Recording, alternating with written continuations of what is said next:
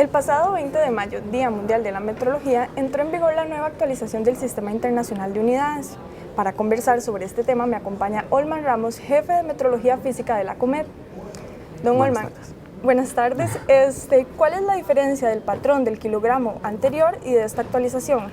Bueno, hasta noviembre del año pasado, el kilogramo se definía a través de un objeto físico. Era un cilindro de platino iridio, una aleación ya establecida 90-10 aproximadamente, con dimensiones ya determinadas. Ese patrón, desde finales del siglo XIX, se definió como una referencia. Posteriormente, a mediados del siglo XX, un poco después quizá, se determinó que la estabilidad de ese patrón había variado bastante. Entonces la recomendación era, pues, a nivel científico principalmente, hacer una actualización de esa referencia, porque muchas de las transacciones comerciales que realizamos en este momento dependen de, pues, medidas de masa. En este caso el kilogramo es la referencia, y es la referencia actual en este momento. Entonces se propuso un cambio para poder ligar este kilogramo, esta referencia, a constantes de la naturaleza. En aquel momento no se establecía cuál era la referencia que se iba a utilizar, simplemente se estaba recomendando un cambio, y posteriores investigaciones determinaron que las constantes de la naturaleza podrían funcionar no solamente para redefinir el kilogramo, sino que para redefinir otras otras unidades más del sistema internacional. El detalle, la diferencia que existe entre el anterior kilogramo y el actual, o la definición mejor dicho, es que ya no tenemos una definición que se emana de un objeto físico como tal, sino que ahora, a través de experimentación, relacionamos el kilogramo, su valor, a una constante, que sería la constante de Planck, que es una constante de la naturaleza ya definida con un valor establecido. Ese valor establecido nos permite entonces reproducir ese valor del kilogramo en cualquier parte del mundo. Anteriormente la limitación que teníamos era que dependíamos de uno solo en una única parte del planeta, ubicado en Francia, en el Buró Internacional de Pesas y Medidas, y actualmente lo que más convenientemente se ha desarrollado con la definición es la posibilidad de poder reproducirlo en cualquier parte del mundo, ya sea acá en Costa Rica, en Estados Unidos, cualquier país de Europa, Asia, en cualquier parte. Eso evita la dependencia de un país del kilogramo que se ubica en Francia, o de cualquier otro país que tenga una copia de este, porque hay varias copias que están distribuidas en el mundo. Un detalle interesante es que este kilogramo, o este prototipo internacional del kilogramo, no va a dejar de existir, se va a seguir utilizando por el momento, porque la mayoría de los kilogramos del mundo, de hecho todos, están correlacionados o dependen de este kilogramo. Entonces, hasta que los países no empiecen a generar sus propias experimentaciones, sus propias definiciones, seguiremos dependiendo de este kilogramo hasta, pues, unos 10 años, quizá, más o menos aproximadamente. ¿A qué se debe esta decisión y quién la tomó? Bueno, en realidad la tomamos todos a nivel mundial.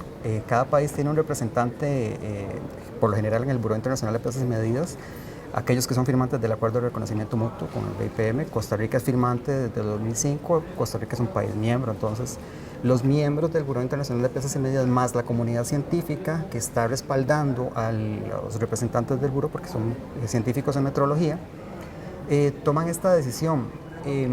No es una decisión muy simple, porque implica una inversión económica muy alta en investigación, que generalmente no tiene mucha remuneración o no se ve de inmediato el efecto. El efecto se ve ahorita específicamente por la redefinición. Es una forma muy conveniente de poder redefinir el kilogramo y redefinir casi todo el sistema internacional de unidades. Entonces, en general fue la comunidad científica, los que están alrededor del Buró Internacional de Pesas y Medidas, quien lo propuso, y la mayoría de los países asociados y otras instituciones que están junto o que trabajan en el Buró Internacional deciden tomar esta decisión. Claro, hay que aclarar que esta decisión no fue una decisión simple que se tomó. Se llevó un proceso de investigación de alrededor de 20 años. Posterior a este proceso de investigación se revisaron datos generados por diferentes laboratorios. Estos datos tuvieron que ser consistentes. Cuando estos datos fueron suficientemente consistentes, se llegó a la definición específica de los diferentes valores de las constantes y se relacionaron directo a las magnitudes del sistema internacional. La experimentación como tal, en un principio nos definió la constante para poder relacionarla a la magnitud y a su unidad, y posteriormente ahora la vamos a utilizar, esta experimentación científica, para poder generar este valor de referencia en los diferentes países del mundo. ¿Cómo nos va a afectar esto en la cotidianidad? Afortunadamente no nos afecta en nada.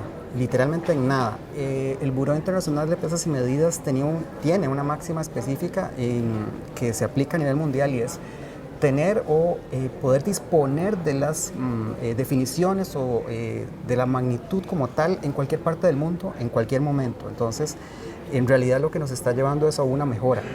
¿Qué quiere decir esto? Que podremos disponer de la definición del kilogramo en cualquier parte, pero el nivel de experimentación y los resultados que se obtuvieron son de un valor de exactitud tan alto, son valores tan pequeños en realidad, son resultados tan pequeños, que esto solo afecta a los laboratorios nacionales de metrología. Por ejemplo, la COMET, que es el que es encargado de albergar y resguardar los patrones nacionales relacionados al sistema internacional, sí se verá afectado porque hay que redefinir otra vez la cadena de calibraciones o de trazabilidad que nosotros tenemos. Pero cuando nosotros pasamos este valor o diseminamos este valor hacia las personas que utilizan las medidas, o en este caso las pesas, por ejemplo, el efecto se va diluyendo hasta el usuario final, a tal punto que nunca lo van a notar. Literalmente, cuando nosotros vamos y calibramos, si es que nosotros lo hacemos, o algún laboratorio nacional acreditado, algún laboratorio secundario acreditado, perdón, lo hace, este valor ya está dentro de sus calibraciones, y al momento de calibrar, por ejemplo, un instrumento de pesaje, una balanza, como típicamente se conocen, ya ese valor va a estar dentro de sus resultados, y no lo van a notar en lo más mínimo. Entonces, el usuario final, al llegar a comprar un producto o al ver una etiqueta de algún producto, no tendrá ninguna variación en lo más mínimo, en lo más mínimo.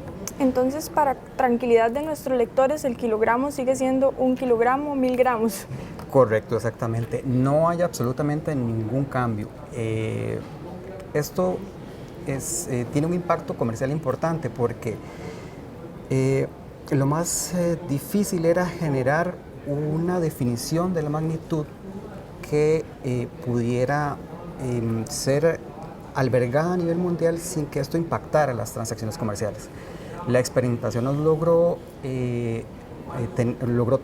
logró producir una definición que no impactara en lo más mínimo en el punto de vista comercial, y la gente no lo va a sentir. Y en relación a la industria farmacéutica, por ejemplo. No solamente la industria farmacéutica, hay otras áreas que también podrían, digamos que ser impactadas levemente, por ejemplo la nanotecnología, algunas aplicaciones científicas específicas, tal vez la industria médica, que son áreas muy importantes a nivel nacional. Son aquellas áreas específicas que utilizan, por ejemplo, microbalanzas o algunas mediciones muy pequeñas, no solamente relacionadas con masa, sino con cualquier otra que esté ligada al Sistema Internacional de Unidades o cualquier otra de las definiciones nuevas, porque también tenemos definiciones nuevas para la parte de las unidades eléctricas o para la intensidad lumínica, etc. Entonces, hay que ver esos aspectos, pero en general, hablando de masa, de la parte de pesaje, que es la parte que nos preocupa, si esta industria utiliza algún instrumento de pesaje que mida en microgramos, que era lo que estábamos comentando, tal vez pueda verse o pueda haber un leve impacto, pero como en realidad las microbalanzas en este caso las estamos calibrando incluso nosotros, ese efecto se vería solo en el proceso de calibración y se introduciría dentro del proceso final de medición, pero no va a ser significativo, realmente no lo va a ser. Gracias a Olman Ramos por acompañarnos. Si usted quiere mantenerse informado sobre este tema, en nacion.com